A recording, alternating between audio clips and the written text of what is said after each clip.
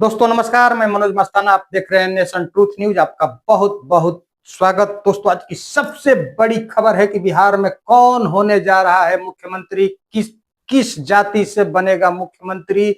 ये चर्चा बिहार के चौक चौराहे गली कुची सब जगह जोर पकड़ी हुई है और इसमें से नाम निकल करके आ रहे हैं। जिस जाति का बंदा है वो अपनी जाति के नेता का नाम ले रहा है, लेकिन इसमें प्रबल दावा किसका माना जा रहा है हम आगे के चंद मिनट के वीडियो में आपको बताने वाले हैं। पूरा समीकरण बताएंगे कि बिहार की राजनीति में पहली बार भारतीय जनता पार्टी बिहार में मुख्यमंत्री बनाने जा रही है और भारतीय जनता पार्टी के अंदर खुशी की लहर है, क्योंकि गुजरात लॉबी की जो सोच थी वो अब साकार होने जा रही है। इसी खबर का हम विश्लेषण करेंगे, लेकिन इससे पहले आप सबसे गुजारिश है दोस्तों की चैनल पर नए हैं तो चैनल को सब्सक्राइब करिए, बेल आइकन प्रेस करिए। वीडियो अगर अच्छी लगे तो लाइक शेयर और कमेंट जरूर करिए। देखिए, आप सब लोग जान रहे हैं कि कौन लोग हैं वो लोग, कौन अधिकारी है, कौन मंत्री है और कौन केंद्र में है, कौन बिहार में है। हम तो शुरू से यही बात ना कहते थे, भाई हाईजैक हो रखे हैं और ये तो बात साबित हो गया। अब तो आप समझ जाइए कि भाई जो भी भाजपा का सीएम बनेगा वो रबर स्टैंप होगा, रबर स्टैंप। लेकिन ये जनता के साथ धोखा है। आपने नारा दिया था 2025 से 30, फिर से नीतीश, लेकिन भाजपा देखिए इतना प्रेशर बना रखी है, इतना मानसिक रूप पे टॉर्चर कर रही है नीतीश कुमार जी को कि जो है उनको खुद से जो है इस्तीफा दिलाने पे। दोस्तों नीतीश कुमार के राज्यसभा में नामांकन के साथ ही बिहार में भाजपा के पहले मुख्यमंत्री बनाने की चर्चा अब तेज हो गई है। या भाजपा का सपना या गुजरात लॉबी का सपना साकार होते दिख रहा है। लेकिन सबसे बड़ी पेच यहाँ पर अब जाति समीकरण को लेकर के हो रहा है कि किस जाति का मुख्यमंत्री होगा। इसकी चर्चा पूरे जोर शोर से बिहार की राजनीति में होने लगी है। अपने अपने तरीके से लोग नेता का नाम ले रहे हैं कि ये होंगे ये होंगे ये होंगे, लेकिन जाति समीकरण समझना होगा, क्योंकि भारतीय जनता पार्टी की बहुत लंबे अरसे से नीतीश कुमार के वोटर्स टारगेट पर थे और उन्हीं 36.1% जो नीतीश कुमार के कोर वोटर्स हैं, उन्हीं वोटर्स को साधने के लिए भारतीय जनता पार्टी सारी चक्रव्यूह रची थी और उस चक्रव्यूह को अब सफल बनाने के लिए उसी 36.1% वोटर्स में से कोई एक सीएम बनने जा रहा है। दूसरी तरफ सम्राट और विजय सिन्हा भी चर्चा में है, लेकिन इनका दावा मजबूत नहीं माना जा रहा है। लोग कह रहे हैं कि सम्राट चौधरी सीएम हो सकते हैं, विजय सिन्हा सीएम हो सकते हैं, लेकिन इनका दावा कहीं से मजबूत नहीं माना जा रहा है। मजबूत दावा जिनकी मानी जा रही है उनमें से पहला नाम संजीव चौरसिया का आ रहा है, जिनका आरएसएस से बैकग्राउंड है, लो प्रोफाइल नेता हैं।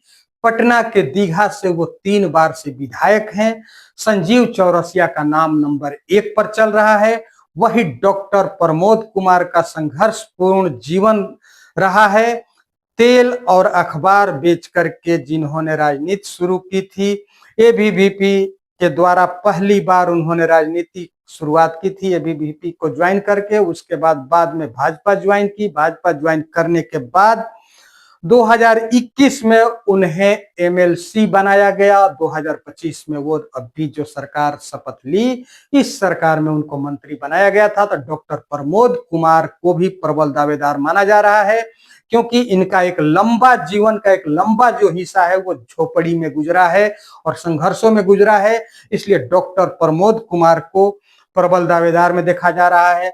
संजीव चौरसिया को प्रबल दावेदार में देखा जा रहा है। लेकिन एक खबर को आप डिनाई नहीं कर सकते हैं कि नित्यानंद राय का भी नाम जोर शोर से है, क्योंकि इन 36.1% के जो ईबीसी वोटर्स हैं उसमें से यादव जाति से आपके नित्यानंद राय आते हैं और नित्यानंद राय की जाति का समीकरण लगभग इन 36% में 5.5% से ज्यादा है। तो नित्यानंद राय को भी माना जा रहा है प्रबल दावेदार, और नित्यानंद राय अमित शाह के बेहद करीबी माने जाते हैं। तो ये 3-4 नाम चल रहा है, वैसे देखा जाए तो 5 नाम चल रहा है: संजीव चौरसिया, डॉक्टर प्रमोद कुमार, नित्यानंद राय, सम्राट चौधरी और विजय सिन्हा।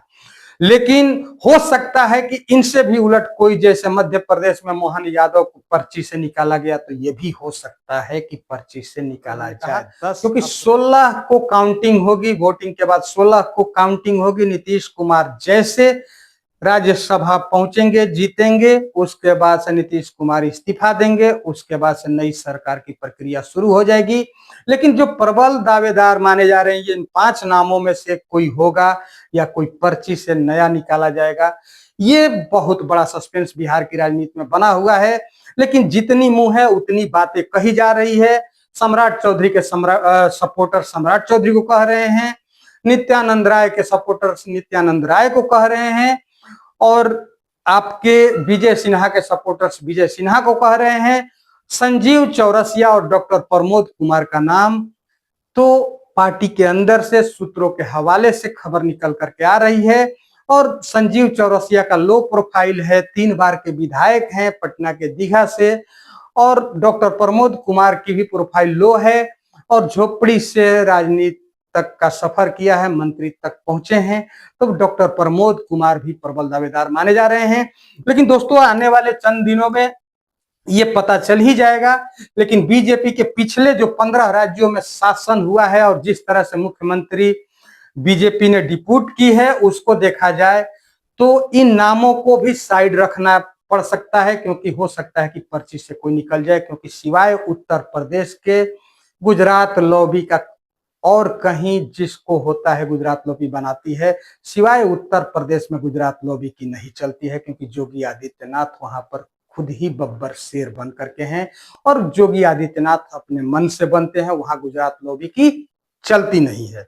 बाकी 15 जो राज्य हैं, जहां जहां बने, आप भजन लाल को देख लीजिए, मोहन यादव को देख लीजिए, वहां देवेंद्र फडणवीस को देख लीजिए महाराष्ट्र में, उड़ीसा में देख लीजिए, असम में देख लीजिए, गुजरात लॉबी जिसे चाहती है वैसे बनता है। लेकिन एक बात और भी जोर शोर से है कि हो सकता है बिहार में सवर्ण से कोई इस बार मुख्यमंत्री बने, क्योंकि यूजीसी बिल के बाद भारतीय जनता पार्टी की भारी फजीहत हुई है। तो एक बार सवर्णों को खुश करने के लिए सवर्ण समाज से भी कोई मुख्यमंत्री बिहार में बन सकता है, इस तरह की भी खबरें चल रही है। दूसरी तरफ इसके समानांतर तौर पर दूसरी खबर भी चल रही है कि उत्तर प्रदेश में आगे चुनाव है, उस चुनाव को देखते हुए बिहार में ईबीसी का कोई मुख्यमंत्री बन सकता है, ताकि उत्तर प्रदेश के पड़ोसी बिहार के जो पड़ोसी जिला है उसमें उसका लाभ मिले, चाहे उत्तर प्रदेश के चुनाव में लाभ मिले। ये दोनों तरह की खबरें चल रही है दोस्तों। लेकिन फिलहाल सस्पेंस बरकरार है। संजीव चौरसिया, डॉक्टर प्रमोद कुमार, विजय सिन्हा, सम्राट चौधरी और नित्यानंद राय के नामों की चर्चा जोर शोर से हो रही है। फिलहाल इस बुलेटिन में इतना ही। मनोज मस्ताना को इजाजत दीजिए। बहुत बहुत धन्यवाद दोस्तों। अगर आप चैनल पर नए हैं तो चैनल को सब्सक्राइब करिए, बेल आइकन प्रेस करिए। वीडियो अगर अच्छी लगे तो लाइक, शेयर और कमेंट जरूर करिए। बहुत बहुत धन्यवाद। नमस्कार।